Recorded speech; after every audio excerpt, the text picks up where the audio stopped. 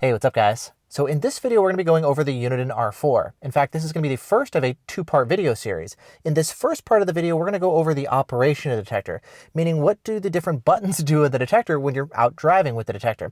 Additionally, how can you get the detector paired with your phone to add some additional functionality for you. And then in the second part of the video, we're going to go over the different settings and menu options of the detector to help you kind of understand how it works, as well as how to optimize the settings to kind of improve the performance and cut back on false alerts. Now, if you'd prefer to read over all this information, I've got it all available over on my website as well. I'll link to it down in the video description underneath the like button. Additionally, as the detector is updated and Uniden releases new firmware that can add some functionality, fix bugs, etc., I'm going to be keeping that article updated over time as well. So if you're watching this video and you've noticed maybe something is different compared to your copy of the detector, maybe a year or two down the line, the article is going to be the best place to go for any newer information. This video is going to be current as of firmware version 1.30. And so with that said, let's go ahead and take a closer look now here at using the Uniden R4. Now, taking a look at the detector, we've got the main multicolor display here right on top, as well as a pair of buttons, which we'll get into here in just a moment. On top of the detector, we've got a bunch more buttons that are available. On the side of the detector, we've got our power port right here. We've got a headphone jack if you're riding a motorcycle, for example, and want to plug into a helmet, as well as a USB port where you can plug in the detector to your computer to get the firmware updates. On the other side of the detector, we've got the plug here for Uniden's not yet released laser jammers. It's the same jammers that they've got with the Uniden R9. But as far as when they're going to make those jammers available for purchase standalone so you can pair them with your R4, again, we have no idea. Similarly, for the power cable for the detector, if you take a look, we've got a mute button right here, which you can use to mute the detector or lock out signals, just like with the mute button on the detector itself. We've got an alert LED that goes off when you're picking up signals, USB port here to charge your phone, as well as a second port right here to plug in the wired remote control pad. Again, it's the same control pad that we've got with the R9, which is going to duplicate a lot of the same functionality. You're going to be able to go into the detector's menu to go in and adjust the different settings and whatnot. But again, just like with the laser jammers, we have no idea when this is going to be available for sale either. But taking a closer look now at the detector itself, we've got a number of different buttons here on top of the detector. So you've got your power button to turn it on and off. We've got our volume controls right here to go volume up and down, and then our menu button, which is going to take us into the settings here and allow us to adjust all the different options for the detector. Again, this is what we're going to be taking a look at in the second part of the video, but you can use the volume up and down buttons to go in here and adjust, basically scroll through the menu. And if you want to change anything, you can just use the menu button to turn things on and off. And when you're done, you can just let it time out, or you can actually press and hold the menu button like this, and it'll take you back to the idle screen. Now, this menu button here at the top of the detector can also help you adjust the detector sensitivity on the fly as well. Now, you can go into the menu here and adjust the sensitivity between auto, advanced, highway, and city mode. And I'll explain what these mean more here in the second video. But we'll exit out of the menu here like this by pressing and holding the menu button. And if we just want to quickly cycle through the different sensitivity modes without having to go into the menu first, we can just press and hold this button like that, and it's going to switch us now into auto mode. If we want to go over to maybe advanced mode, we can do that right here. And again, in the second part of the video, we'll go into like the different options that are unlocked with the different menu options and what all this stuff means. But for now, you can just know that this menu button is going to allow you to just quickly adjust the sensitivity of the detector on the fly here like this. Now, as far as the two buttons here on the face of the detector, we're going to start here first with the mute/dim option. This mute button is going to allow us to mute signals when they pop up. So for example, if we get a K-band alert like this, we can just press the mute button like that, and it's going to go ahead and mute the signal for us. It's still going to be displaying all the information here on screen, but you can see the green text where it says mute. If we want to unmute the signal, we can press it again like this, and it's going to go ahead and unmute the signal for us. Additionally, you can also use that mute button to lock out signals, meaning when you come across a stationary false alert, it could be from a speed sign on the side of the road or an automatic door opener in a shopping center. You can actually teach the detector that that's a false alert, so it's going to learn it and lock it out for you and not alert you again in the future. The detector can also do this for you automatically after you pass the same signal several times. That's the automatic mute memory option. But as far as the manual mute memory option, the way that's going to work is when we get a signal like this here on the detector, it's currently being muted here with Quiet Ride, you can see for the low speed muting. But let's say this is a false alert and I want to lock it out. I can actually double press the mute button here like that. It's going to display mute memory, and then it'll actually gray out the signal on screen to kind of not grab my attention so much. If I want to maybe one day unlock the signal, say, oops, I inadvertently locked out a police officer by mistake, I can do the delete mute memory option like this, and then it's going to go back to alerting.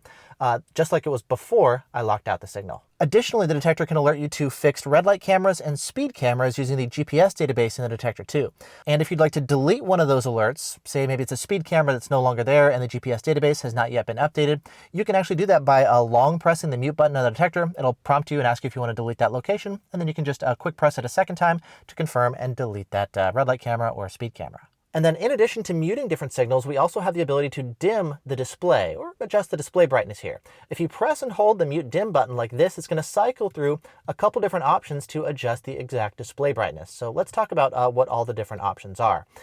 First, we've got bright, dim, and dimmer. So you can adjust, maybe if you want to manually control the brightness, you can do that here. And then the next option is going to be your dark mode. This is going to keep the display off at idle, but there is a little blinking LED that's going to slowly move across the bottom of the screen just to let you know that the detector is actually still turned on and working. But when you get a signal like this, it's going to go ahead and pop up on screen. We'll just go ahead and mute it real quick. And it's going to display the signal like this on screen. And then once the signal disappears and it goes back to idle, it's going to go back to the display being almost completely off. This is going to be dark mode. Now, there is a menu option, and again, we'll cover this more in the settings video, but there is an option here for the dark mode where you can adjust basically like how bright the detector's display is going to be when you actually get a signal like this. So you can control all this as well. So if you use it more in the nighttime, you might want one of the more dimmer options, for example. Go ahead and trigger an alert, and you can see now the display is, well, much dimmer. I'll just mute it again for us. So that's going to be the dark mode option. Now, the next option is if you want the display off altogether. So for that, we're going to go ahead and go on over next to dark mode. Nothing is going to pop up here, but you'll notice now the display is totally off. There's no blinking dot at the bottom of the screen. And when we get a signal, the detector is still going to audibly display normally. So we can hear the different alerts in the detector. I'm just going to go ahead and hit the mute button again here real quick. So again, no visual indication. It's all going to be audible here. Now, be careful if you're using the dark mode. I've seen a lot of people say like, hey, I think my display is broken or something. I'm not getting anything going on at all. Like we can even power cycle the detector here. I'll just go ahead and plug it back in. You'll notice even when it's starting up, you don't see anything on the display. It looks like the display is broken. But again, it's still going to be able to detect radar. There's your alert right there. We'll just mute it. So again, the display can work, but it's completely turned off altogether at startup, during alerts, at idle, everything. So just be aware, if you don't want maybe something that aggressively quiet, you can switch to dark mode instead. But if you're driving around in an area where you want the detector like visually totally off, that would be the way to go. Then the last option is going to be the auto mode. This is actually going to vary the detector's brightness using the ambient light sensor based in the detector. Now that is adjustable though. There is a menu option for the auto dim setting. And again, we'll get into more of this kind of stuff in the second video. But if you go in here, you can adjust kind of how the automatic display brightness stuff works. You can either have it use the ambient light sensor here, or if you want, you can have it adjust the display brightness based on time of day. And if you do that, you can say, I want it to be bright, let's say at 6:45 or whatever. You can choose exactly how bright it gets. So you got a couple different options here, and then same thing of like what time of day does it actually get dim? 6:15, whatever. You've got some options here for that as well. And in general, I tend to prefer the ambient light sensor option just because I live here in Seattle at higher latitudes. Sunrise and sunset times vary throughout the day. It's kind of annoying to rely on just the time option, and so I kind of prefer using the sensor option. But that said, the ambient light sensor doesn't always work perfectly. Sometimes it's like too bright or too dark, and so I have to manually go in and adjust the display brightness. So there is no like perfect solution here. If you're maybe at like lower latitudes, closer to the equator, sunrise and sunset is typically closer to 6 p.m. Maybe you'd want to stick to like the time option. But again, you can kind of play with it and see what works best for you. Now, without going too deep into all the setting stuff quite yet, the last button to talk about here is going to be the mark button. This you can press like that, and it's going to go ahead and say user mark log. It's basically going to log this specific location. And the idea is if you're driving around and there's an area that's, let's say, a common speed trap or a pothole in the road or whatever, if you want your detector to alert you every time you get to this location, that's what the user mark log option is for. It's basically just going to give you like a countdown as you're approaching a location that you have manually marked. If you ever want to delete that location, you can just use the mark button to delete that location for you as well. Next, let's go over pairing the R4 to your phone to add some app integration. There's some really nice third-party apps that are available. There's R4 Companion for iOS, as well as V1 Driver for iOS. And then on Android, you've got Highway Radar. And I'll show you the pairing process here on both platforms. Now, starting off, we're going to go to the detector here, and we're going to go to the end of the menu. I'm actually pressing volume down to go backwards through the menu. And you've got one of the newer firmware versions. You're going to have Bluetooth available here. So we've got Bluetooth pairing selected. I'm going to hit the menu option, and now pairing R4 at something is going to pop up here on screen. And I can see the request right here. Do you want to pair with R4 at 58? I'll hit pair like this, and then it's going to go ahead and connect to the detector. Pretty simple and straightforward. You can see now I've got that blue Bluetooth icon like there, that little B on screen to let me know that I am now connected to the detector. Now, if you're going to use R4 companion, we're going to pull that one up here first. It's going to go ahead and connect to the detector like this. And when you get your alerts, they're going to pop up here on screen like that. We can just tap on the app like that to go ahead and mute the signals. So you've got a lot of controls here. Again, I'm not going to go into all of the app specific stuff, but R4 companion is one of the options here on iOS. And the other option is going to be V1 driver. So we'll go ahead and tap on this to open it up.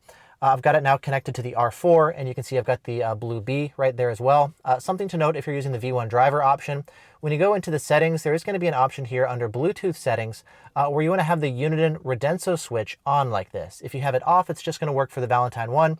If you're using a Uniden or Redenso DS1, you want to make sure that you've got that option on so it can connect to your app. And then repeating the process here on Android, we're going to do the same kind of thing where we're going to hit the menu button and then again start going backwards through the menu. Using the volume down button to go to the Bluetooth pairing option. Now, in case you don't get the same pop-up here on Android, we're going to go over here to settings. We're going to go next to connections here, and then we're going to go to Bluetooth. And then you're going to want to scroll down to the different available devices. You can see the R4 at 58 right there. So we're going to tap on that. You can see, okay, so do you want to pair? We're going to hit pair. Sometimes it does time out like that. If it does time out, we're going to go back and activate the Bluetooth pairing option. I didn't mention earlier, you do need to have Bluetooth turned on, of course. If you have it turned off, none of the stuff is going to show up. So make sure you've got Bluetooth turned on. But anyways, we're going to go back into the Bluetooth pairing option.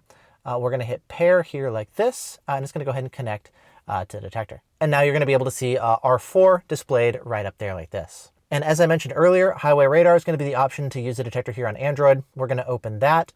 And then we're also going to have to go into the settings here and tell it to connect to the R4. So we'll go into the settings. We're going to hit radar detector integration here at the bottom. And then we're going to choose that we want to pair it with the R4. So we're going to hit OK like that. There's the R4. We can go in here and do all the stuff with adjusting the settings of the detector, but we're going to skip that for now. Now we're going to go ahead and want to tap on the R4 connection option right there. And there's going to be an option because we haven't connected to a detector yet. We're going to hit scan. It's going to go ahead and look for a device, hopefully find our R4. One thing that we've noticed that can help here, and this is also true for iOS, is sometimes you may want to actually like power cycle a detector or restart the app as needed. I'm just going to go ahead and power cycle the detector here real quick. Let it fire back up. And then we can go back over here. Oh, it went ahead and popped up right away before we even did the Bluetooth pairing thing. So we'll just exit out of the menu.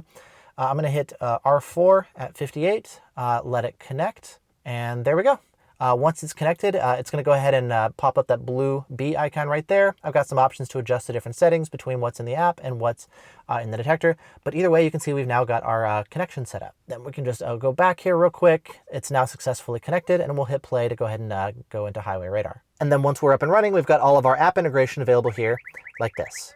And so that's a look at how to use your R4, including what all the different buttons do in the detector, the different apps that are available, and even how to pair the detector with different apps. Now, in the second part of the video, we're going to dive into the different settings and menu options of the detector, go over how to program the detector, kind of how to optimize it, improve the performance, cut down on false alerts, etc. So you can go ahead and now click on over to part 2 of this video.